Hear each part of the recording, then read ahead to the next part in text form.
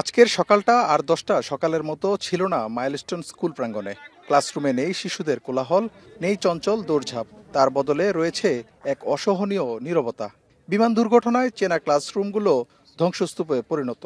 ধ্বংসস্তূপে ছড়িয়ে ছিটিয়ে আছে কোমলমতি শিশুদের বই, খাতা ও খেলা সামগ্রী। মঙ্গলবার সকালে উত্তরার দিয়াবাড়িতে মাইলস্টোন স্কুল ক্যাম্পাসে গিয়ে দেখা যায় ক্ষতিগ্রস্ত ভবনের চারপাশ ঘিরে রেখেছে আইনশৃঙ্খলা বাহিনী। কাজ করছে বিমান বাহিনীর অনুসন্ধান দল। অন্যদিকে স্কুল গেটের বাইরে সকাল থেকে ভিড় করেছে স্বজন আর উদ্বিগ্ন জনতা। কেউ খুঁজছে তার সন্তান, কেউ বা দাঁড়িয়ে আছে হারিয়ে যাওয়ার দুঃসহ প্রহর গুণে। আমি তার বই খাতা পেয়েছি আর একটা ব্যাগ পেয়েছি, সবই পুরো অবস্থায় পাইছি, ছিঁড়া পুরো অবস্থায় পাইছি। তৃতীয় শ্রেণীর শিশু শিক্ষার্থী আফিয়া উম্মে মরিয়মকে খুঁজে পেতে রাজধানীর এক হাসপাতাল থেকে আরেক হাসপাতালে পাগলের মতো ছুটেছেন মা তানিয়া আক্তার।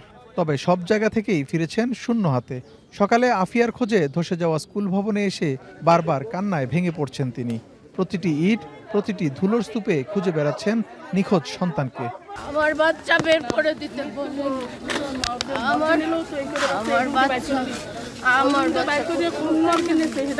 ভয়াবহ এই দুর্ঘটনার শোক এই পরিবারগুলোকে বয়ে বেড়াতে হবে আজীবন।